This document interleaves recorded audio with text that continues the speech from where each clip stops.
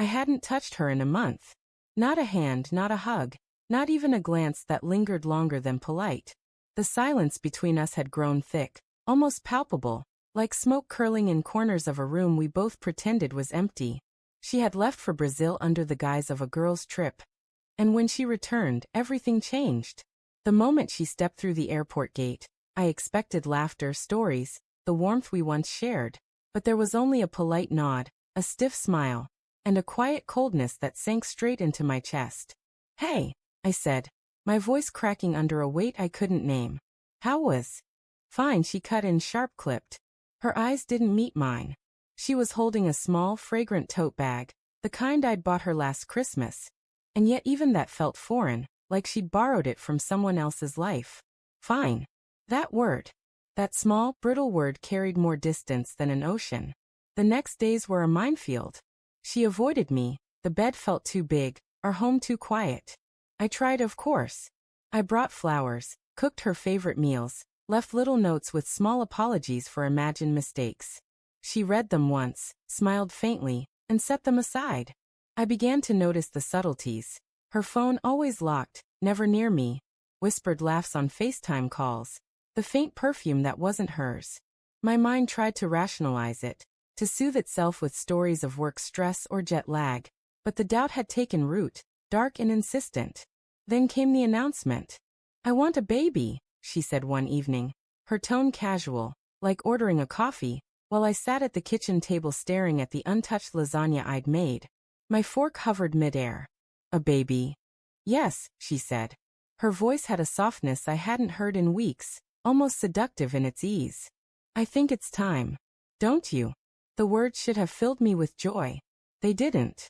They set my chest tightening, my stomach twisting in ways I didn't recognize. "After a month of..."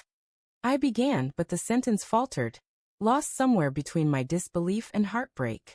"After a month of what?" she asked, the faintest edge of irritation in her voice.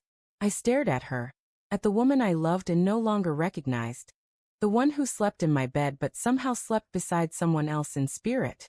My hands trembled as I reached for her, and she recoiled, just slightly. Enough. Enough to shatter the illusion that she was mine to touch. The days blurred into nights filled with silence and suspicion. I followed the breadcrumbs she left. Tiny lies, forgotten receipts. The way her laughter would spike on the phone and then drop when I entered the room. I called her friends, pretending to ask about dinner plans, only to hear the soft laughter of something I didn't belong to. It was a Sunday evening when I found it. Her laptop, left open on the study desk. I should have walked away. Part of me screamed to respect her privacy, to trust the years we'd built together. But another part, the one suffocated by betrayal, pulled me in.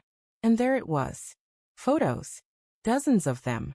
Smiles I didn't recognize, arms entwined, lips brushing lips I had never seen before. Videos. Small, intimate moments caught on shaky camera, laughter mingling with touches that should have been mine. Brazil, I realized, wasn't a trip for friends. It was a stage, a theater for a life I had no part in. My world tilted.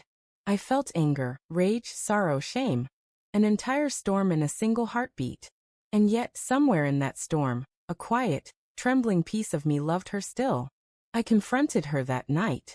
The room smelled of rain, the curtains damp from a storm outside. Our home suddenly claustrophobic, the air thick with truth I hadn't wanted to face. "I know," I said softly, almost afraid to finish. "I know what you did." She looked at me, her eyes flicking with fear, shame, something almost human. "Sufjan," she began, her voice breaking. "It wasn't like that. It was complicated. I needed to feel alive, to feel seen. You were always there, but I was disappearing." Disappearing. The word hit harder than any slap. She admitted it, and yet she tried to frame it as some existential, romantic failure rather than the raw, jagged betrayal it was. "I wanted a baby," she said again, her hands reaching for mine. I pulled away. How can anything? Her explanation was layered, messy, human. She spoke of loneliness, of temptation, of the thrill of being desired again. But not once did she apologize for the secrecy, the betrayal, the fractured trust. My love for her twisted inside me, a jagged thing, part compassion, part fury. And then, as if to punish me further, she smiled. That same smile I had fallen for, the one that had drawn me in with warmth, now felt like a knife. "We can fix this," she whispered. "We can start over. I want a baby with you." I looked at her, at the woman I wanted to love and could barely recognize. And I realized that love alone wasn't enough. Not when it was built on lies, when trust was shattered, when the very foundation of our life had been quietly uprooted. I walked out that night, rain soaking my hair, tears mingling with storm water. I didn't know if I'd return. I didn't know if I could. But I knew one thing. Some betrayals don't end with a confrontation. They live in every touch that isn't trust. Every word that hides a truth. Every quiet night when love is supposed to heal, but only reminds you of what was lost. In the months that followed, the house remained the same, the photos on the walls unchanged, but the life inside it had shifted irreversibly.